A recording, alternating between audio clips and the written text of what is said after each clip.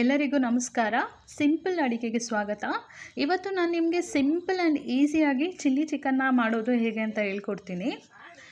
ಮೊದಲು ಬಾಣಲಿ ತಗೊಳ್ಳಿ. ಬಾಣಲಿಗೆ 2 ಟೇಬಲ್ ಸ್ಪೂನ್ ಎಣ್ಣೆ ಹಾಕ್ಕೊಳ್ಳಿ. ಇವತ್ತು ನಾನು 600 ಗ್ರಾಮ್ ಆಗೋಷ್ಟು ಚಿಕನ್ನ ತೊಗೊಂಡಿದ್ದೀನಿ. ಸೊ ಇದಕ್ಕೆ 2 ಟೇಬಲ್ ಸ್ಪೂನ್ ಆಯಿಲ್ ಸಾಕಾಗುತ್ತೆ. ಮತ್ತು ನಾನು 2 ಮೀಡಿಯಮ್ ಸೈಜ್ ಈರುಳ್ಳಿನ ಕಟ್ ಮಾಡಿ ಇಟ್ಕೊಂಡಿದ್ದೆ. ಸೊ 2 ಮೀಡಿಯಮ್ ಸೈಜ್ ಈರುಳ್ಳಿನ ಎಣ್ಣೆಗೆ ಹಾಕ್ಕೊಳ್ಳಿ. ಮತ್ತು ತುಂಬ ಡೀಪ್ ಫ್ರೈ ಮಾಡಬೇಕಂತೇನಿಲ್ಲ, ಸುಮ್ಮನೆ ಎಣ್ಣೆಯಲ್ಲಿ ಬಾಡಿಸಿದ್ರೆ ಸಾಕು. ಆಮೇಲೆ ಇದಕ್ಕೆ ನಾನು ಒಂದು 15ರಿಂದ 20 ಹಸಿ ಮೆಣಸಿನ್ಕಾಯಿನ ನಾನು ಕಟ್ ಮಾಡಿ ಇಟ್ಕೊಂಡಿದ್ದೆ. ಮತ್ತು ಮೀಡಿಯಮ್ ಸೈಜ್ದು 2 ಕ್ಯಾಪ್ಸಿಕಮ್ನ ನಾನು ಕಟ್ ಮಾಡಿ ಇಟ್ಕೊಂಡಿದ್ದೆ.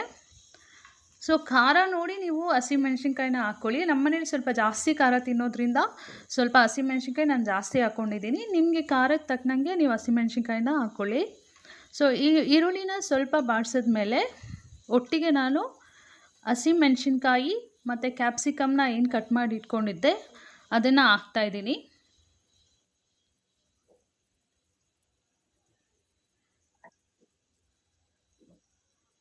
ಇದು ಅಷ್ಟೇ, ತುಂಬ ಡೀಪ್ ಫ್ರೈ ಆಗಬೇಕು ಎಣ್ಣೆಯಲ್ಲಿ ಅಂತ ಏನಿಲ್ಲ. ಸೊ ಸ್ವಲ್ಪ ಕೈ ಆಡಿಸ್ಕೊಂಡ್ರೆ ಸಾಕು. ಯಾರೆಲ್ಲ ಈಸಿಯಾಗಿ ಟೇಸ್ಟಿಯಾಗಿ ತಕ್ಷಣ ಮಾಡ್ಕೊಳ್ಳೋ ಅಂಥ ಅಡುಗೆ ಇದು, ತುಂಬ ಸಮಯ ಬೇಕಾಗೋದಿಲ್ಲ.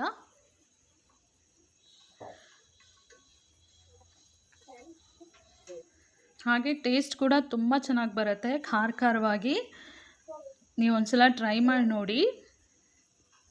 ಇದಕ್ಕೆ ನಾನು ಸ್ವಲ್ಪ ಒಂದು ಅರ್ಧ ಟೇಬಲ್ ಸ್ಪೂನಷ್ಟು ಟರ್ಮರಿಕ್ ಪೌಡರ್ ಅರಿಶಿನ ಹಾಕ್ಕೊತಾ ಇದ್ದೀನಿ. ಫೋಕಸ್ ಮಾಡಿ. ಮತ್ತು ಚಿಕನ್ನು ನಾನು ಆಲ್ರೆಡಿ ಒಂದು 2-3 ಸಲ ಚೆನ್ನಾಗಿ ತೊಳೆದಿಟ್ಕೊಂಡಿದ್ದೆ. ಆ ಚಿಕನ್ನ ಇವಾಗ ಇದಕ್ಕೆ ಹಾಕ್ತೀನಿ. ಸೊ ನಾನು ಇದರಲ್ಲಿ ಸೆಮಿ ಗ್ರೇವಿ ಮಾಡ್ಕೊತಾ ಇದ್ದೀನಿ, ಯಾಕಂದರೆ ಸ್ವಲ್ಪ ರೈಸಿಗೆ ಬೇಕಾಗುತ್ತೆ ನನಗೆ ಅಂತ. ಸೊ ನೀವು ಬೇಕಾದ್ರೆ ಫುಲ್ಲು ಡ್ರೈ ಮಾಡಿಕೊಂಡು ರಸಮ್ಗೆ, ಬೇಳೆ ಸಾರಿಗೆ ಅದಕ್ಕೆಲ್ಲ ಸೈಡಾಗಿ ಯೂಸ್ ಮಾಡ್ಕೊಬೋದು. ಸೊ ಎಣ್ಣೆ ಬಿಡೋವರೆಗೂ ಫುಲ್ ಡೀಪ್ ಫ್ರೈ ಮಾಡಿದ್ರೆ ನೀವು ಸೈಡ್ ಡಿಶ್ ಆಗಿ ಡ್ರೈ ಆಗಿ ಯೂಸ್ ಮಾಡ್ಬೋದು. ನಾನಿಲ್ಲಿ ಸ್ವಲ್ಪ ಸೆಮಿ ಗ್ರೇವಿಯಾಗಿ ಮಾಡ್ಕೊತಾ ಇದ್ದೀನಿ. ಸೊ ಆಲ್ರೆಡಿ ತೊಳೆದಿಟ್ಟಿರೋ ಚಿಕನ್ನ ಹಾಕ್ಕೊತಾ ಇದ್ದೀನಿ.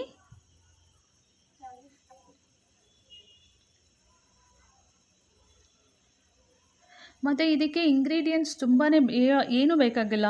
ಬರೀ ಒಂದು 3-4 ಇಂಗ್ರೀಡಿಯೆಂಟ್ ಇಟ್ಕೊಂಡು ಇದರಲ್ಲಿ ಇದು ಮಾಡ್ಕೊಬೋದು ಟೇಸ್ಟಿಯಾಗಿ ಡಿಶ್ಶು. ಸೊ ನಾನಿಲ್ಲಿ ಕಲ್ಲುಪ್ಪು ಯೂಸ್ ಮಾಡ್ತಾಯಿದ್ದೀನಿ. ರುಚಿಗೆ ತಕ್ಕಷ್ಟು ಕಲ್ಲುಪ್ಪನ್ನ ಹಾಕ್ಕೊಳ್ಳಿ. ಒಂದು ಕೈ ಅಳತೆಯಲ್ಲಿ ನಾನು ಹಾಕ್ತಾಯಿದ್ದೀನಿ. ಸೊ ನಿಮಗೆ ಎಷ್ಟು ರುಚಿಗೆ ನೀವು ಯೂಸ್ ಮಾಡ್ತೀರೋ ಅದನ್ನು ಹಾಕ್ಕೊಬೋದು ಉಪ್ಪು.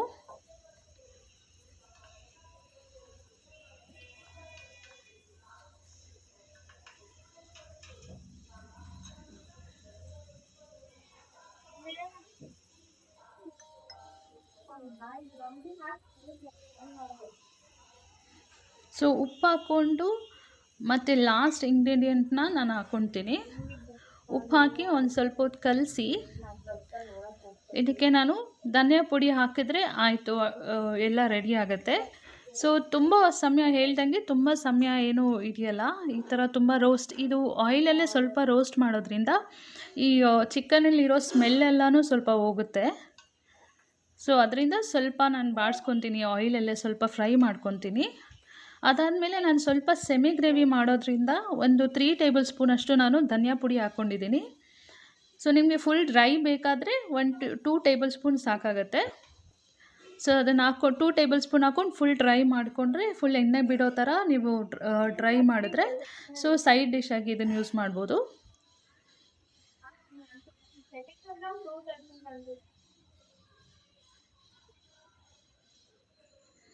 ಸೊ ನಾನಿಲ್ಲಿ 3 ಟೇಬಲ್ ಸ್ಪೂನಷ್ಟು ಧನಿಯಾ ಪುಡಿ ಹಾಕ್ಕೊತಾ ಇದ್ದೀನಿ. ಸೊ ಅಷ್ಟೇ, ಬೇರೆ ಏನೂ ಬೇಕಾಗಲ್ಲ ಇದಕ್ಕೆ.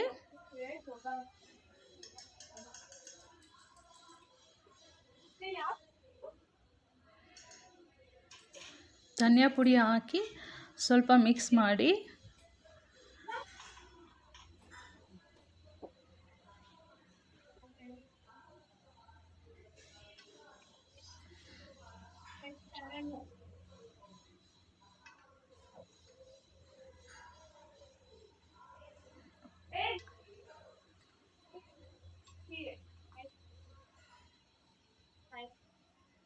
ಅದಾದಮೇಲೆ ನಾನು ನೀರು ಚಿಕನ್ ಬೇಯೋದಕ್ಕೆ ಎಷ್ಟು ಬೇಕೋ ಅಷ್ಟು ನೀರು ಹಾಕ್ಕೊತಾ ಇದ್ದೀನಿ. ಸೊ ಅದರಲ್ಲಿ ಒಂದು ಫುಲ್ಲು ಲೋಟ ಅಷ್ಟು ನೀರನ್ನ ನಾನು ಹಾಕ್ಕೊತಾ ಇದ್ದೀನಿ, ಯಾಕಂದರೆ ಸ್ವಲ್ಪ ಗ್ರೇವಿ ಬೇಕಾಗಿರೋದ್ರಿಂದ ನನಗೆ. ಸೊ ನೀವು ಫುಲ್ ಡ್ರೈ ಮಾಡ್ಕೊಳ್ಳೋರು ಒಂದು ಸ್ವಲ್ಪ ಕಮ್ಮಿ ನೀರು ಹಾಕ್ಕೊಳ್ಳಿ, ಬೇಗ ಆಗುತ್ತೆ. ಸೊ ಒಂದು ದೊಡ್ಡ ಲೋಟ ಫುಲ್ಲು ನೀರು ಹಾಕ್ಕೊತಾ ಇದ್ದೀನಿ. ಸೊ ಇದನ್ನು ಬೇಯೋಕ್ಕೆ ಇಟ್ಬಿಡ್ತೀನಿ ಅಷ್ಟೇ, ಬೇರೆ ಏನೂ ಹಾಕೋಂಗಿಲ್ಲ ಇದಕ್ಕೆ.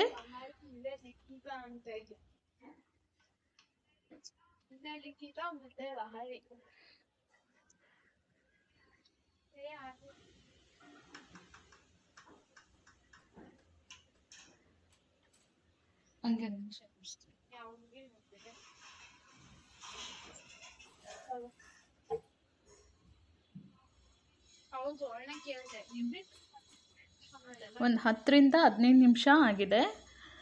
ಸೊ ಚಿಕನ್ ಆಲ್ಮೋಸ್ಟ್ ಬೆಂದಿದೆ. ಇನ್ನೊಂದು ಸ್ವಲ್ಪ ಡ್ರೈ ಆಗಕ್ಕೆ ಬಿಡ್ತೀನಿ. ಆಫ್ ಮಾಡ್ಕೊ. ಸೊ ಈಗ ನೋಡ್ಬೋದು ನೀವು, ಸ್ವಲ್ಪ ಸೆಮಿ ಗ್ರೇವಿ ಥರ ಆಗಿದೆ. ಸೊ ನನಗೆ ಇಷ್ಟು ಸಾಕು.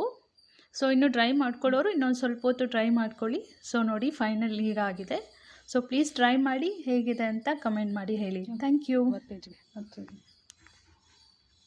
ಎಲ್ಲರಿಗೂ.